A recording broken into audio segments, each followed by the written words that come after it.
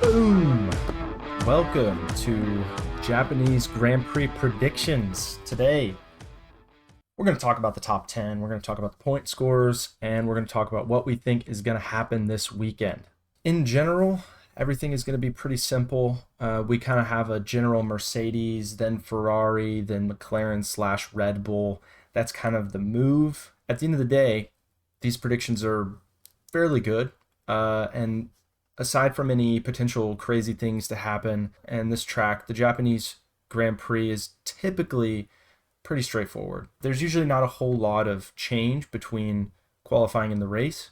And so, these predictions are mainly what's going to happen in qualifying, and then it's pretty much going to be the same throughout.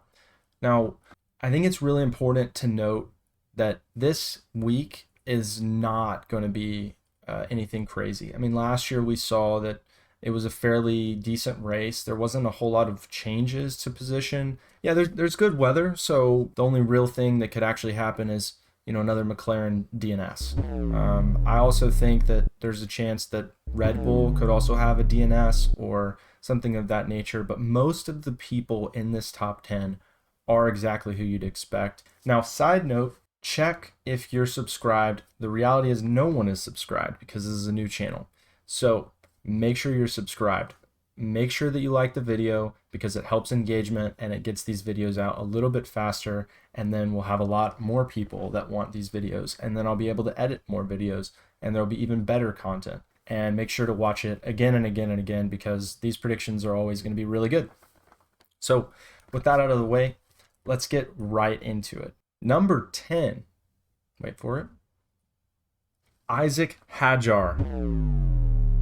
Yep, we got him at number 10. Now, there's a reason that he's number 10. I think that Red Bull is still a very solid team. I think his qualifying pace is not going to be there this week. I don't think he's going to have a whole lot of qualifying pace. I don't think anything's going to happen to his car. I don't think anything's going to happen to Red Bull this week. We know that Hadjar in the last two races has not been able to pass Pierre Gasly. And he, like I said in the prediction for 2026, he's going to be fighting with Behrman a lot. And I think that's kind of just going to hold steady. Now, there's a real possibility that Hadjar moves up to 8, hangs around in that 8, 9, 10 range. And that's where I think he's going to be. But I like doing top 10 because I think it's fair because then we have the point scorers. And I think it's more fun this way. So again, Isaac Hadjar, number 10. I don't think he's going to have the qualifying pace to compete with 8 or 9, and then not the Magnificent 7 either. And I think he's going to pretty much stay relatively in that range. He may be, he may not make it to Q3. He may get, P12 in qualifying, and he may start 12th on the grid.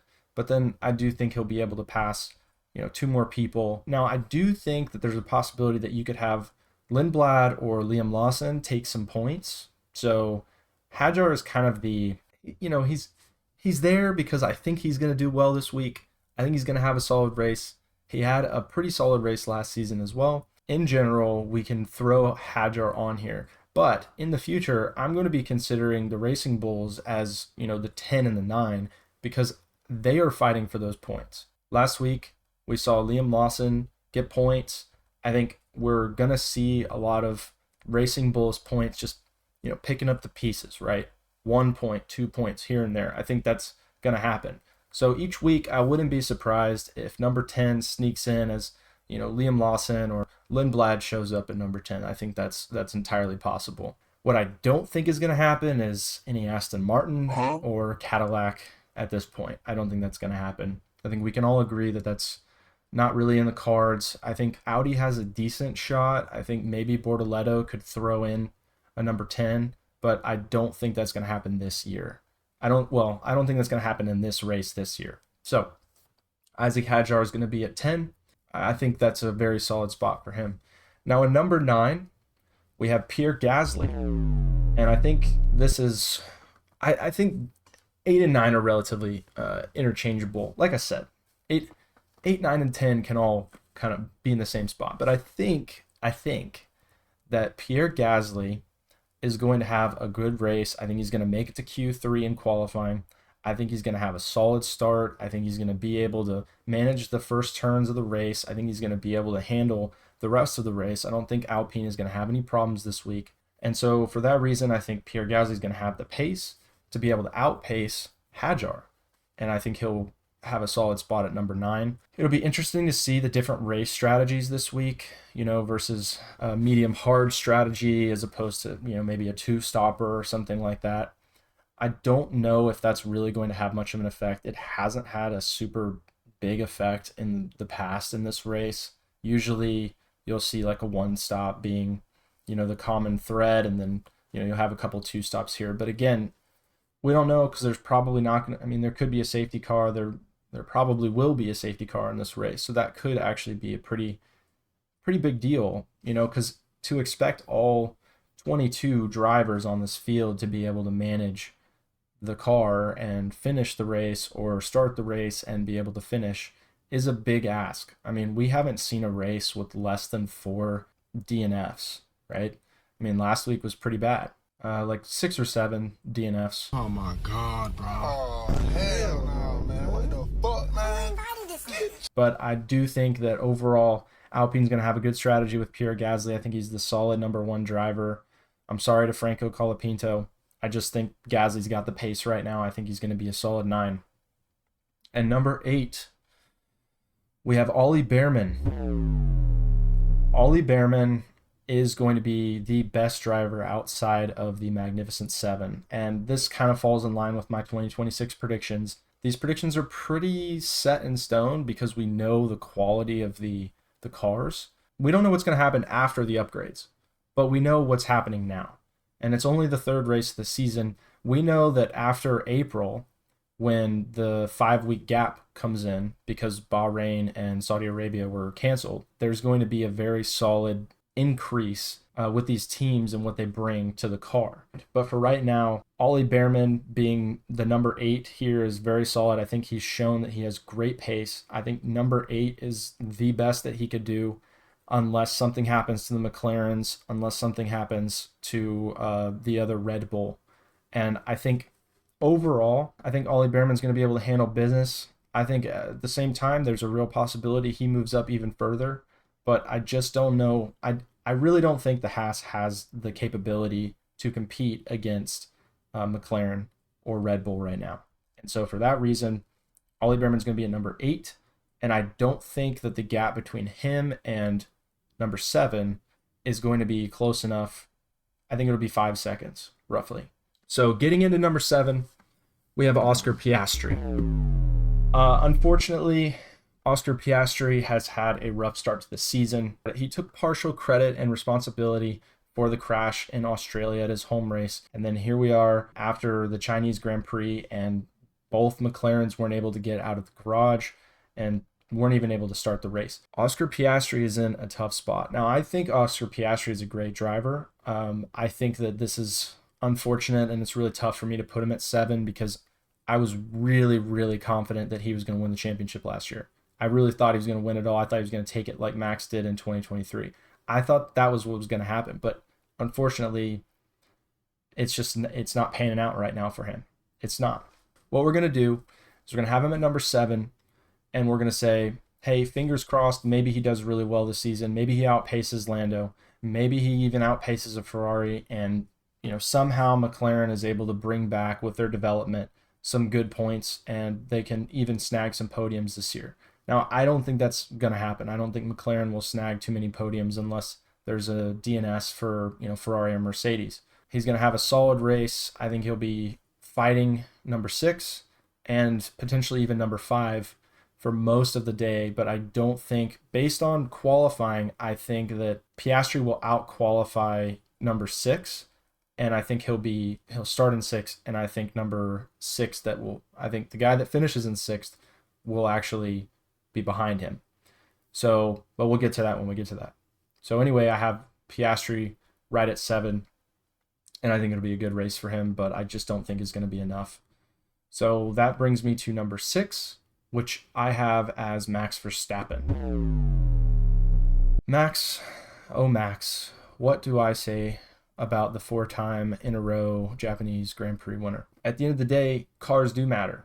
And I think that's kind of apparent right now to most people, is to say, well, you have a lot of people that don't like Max, and they're saying, well, you know, especially with the Nürburgring disqualification, where he raced and then they got disqualified because they used an extra tire. And people are saying, like, this guy can't win without cheating. Well, I mean, this guy's not cheating, right? You want to talk about cheating, we can talk about cheating, but he's not cheating. At least in F1. I have no comment on the Nürburgring thing. I don't know what was going on there. I'm not in the team, so I have no idea. But as far as F1 goes, he's not cheating. He's driving the car that they gave him.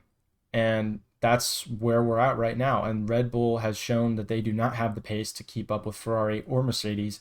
And as a matter of fact, they don't really have the pace to keep up with McLaren.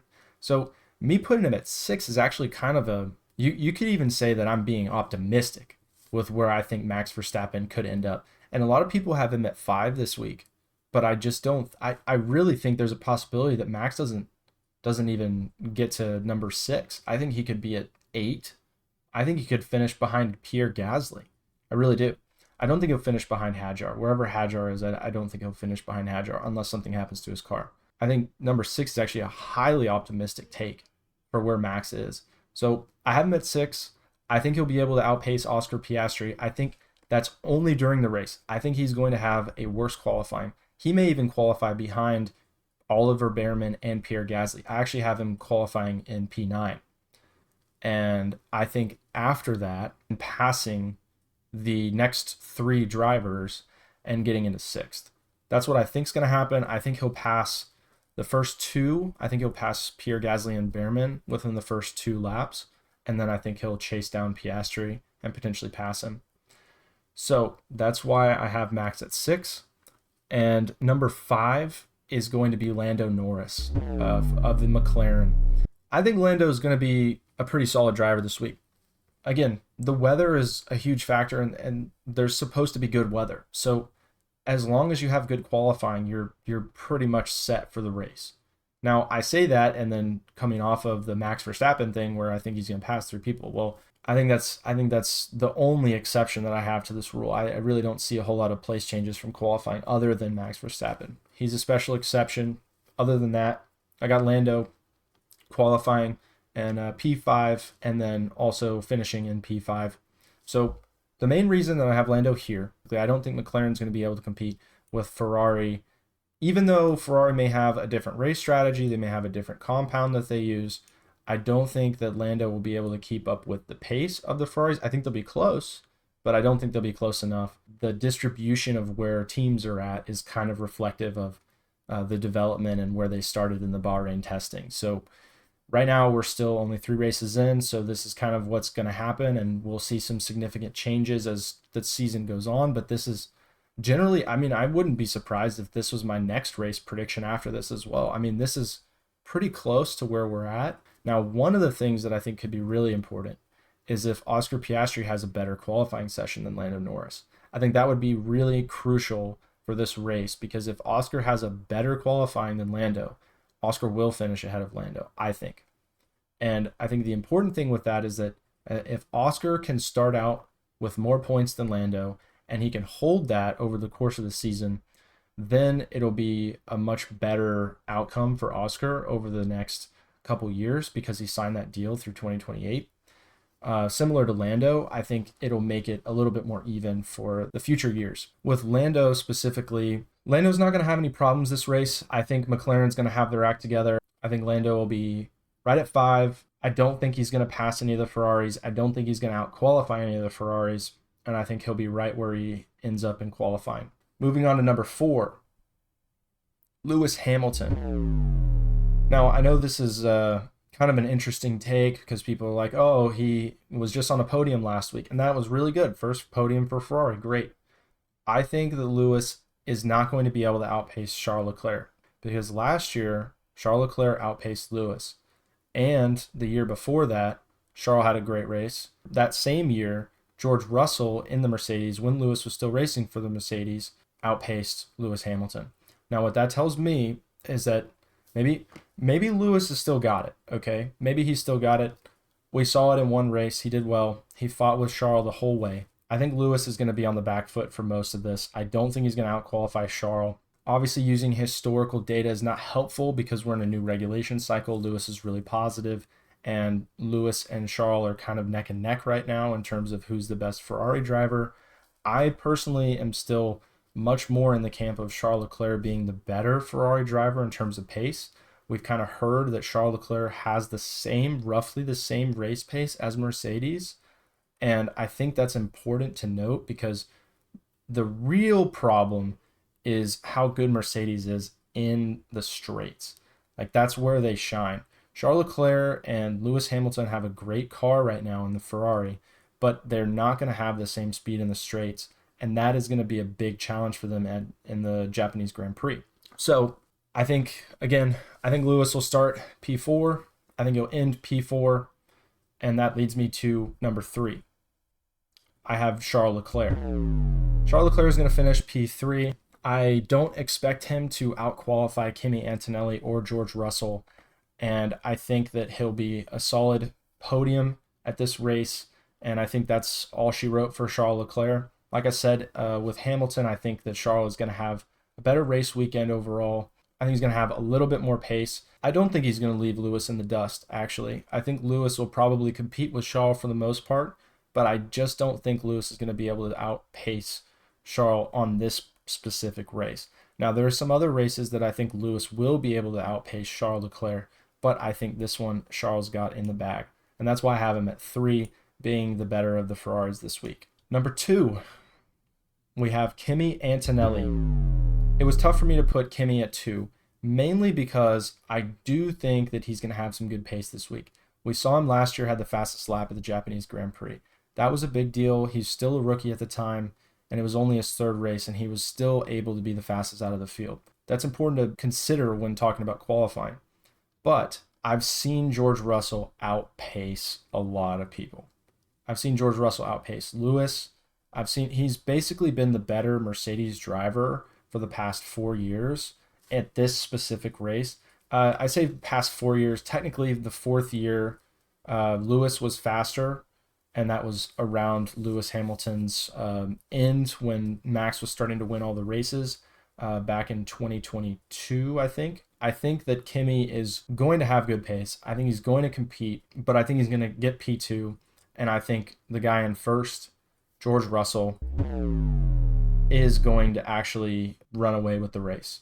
And I don't see any problem with that either. I think George Russell is obviously the favorite. And I wouldn't be disappointed if Kimi Antonelli won this race. I would be disappointed if Kimi Antonelli ended up falling behind one of the Ferraris, because I just don't think that wouldn't reflect very well on Kimi's driving. Mercedes has to be number 1. Like dominantly, they have to be number 1. And if they start slipping, then you kind of ask yourself, okay, are the teams balanced again? And if that does happen, then you start to see the unraveling of Mercedes, because George Russell is going to be prone to any kind of shakeups, or if something goes wrong with the cars, he'll be a little bit more prone, and he's more outspoken about stuff like this. If he doesn't end up winning a race or something along those lines, he may complain about the car, things like that. Not that that's an issue, because you're allowed to, but I do think that that'll probably have some impact on George Russell. I'm not sure how it'll affect Kimi Antonelli. So if Kimi loses out to Charles Leclerc and Lewis Hamilton this week, I think it would be an interesting dilemma there for the young driver. But overall, George Russell in first. I think he's going to be the solid bet. I think he'll have a perfect race weekend. And speaking of that, I am going to release a new video where I have developed a driver rating system, which is a formula that releases a metric that gives you a raw score based on a holistic approach of how your weekend went as a driver. It's a scale of 0 to 0.7, and so I'll be releasing that as my recap for the Japanese Grand Prix. And I just want to see how you guys respond to it. I think I'll have one video on the actual formula itself, so people are able to get familiar with the formula, because I do think it'll be a valuable metric. What's important is the racers will get a holistic score. So if they have a good qualifying, they have a good race, they'll get a score that's on a scale of 0 to 10 as a final, because we just transformed the 0 to 0.7 all the way out. that's what we're going to do. That's the metric. I'm going to try it out and see how it works. I've already set it up so that everything works for the Chinese Grand Prix and the Australian Grand Prix, and we're going to track that all season. So it'll be an interesting metric to keep in mind. So keep an eye out for that video. Please watch it after this one if you get a chance. So anyway, those are my predictions. I think this is going to be an interesting race. I don't think it'll be super fun to watch, but I think this is what's going to happen, and we're going to see how it goes. So happy racing, and let's see how things turn out. Thanks for tuning in. See you in the next one.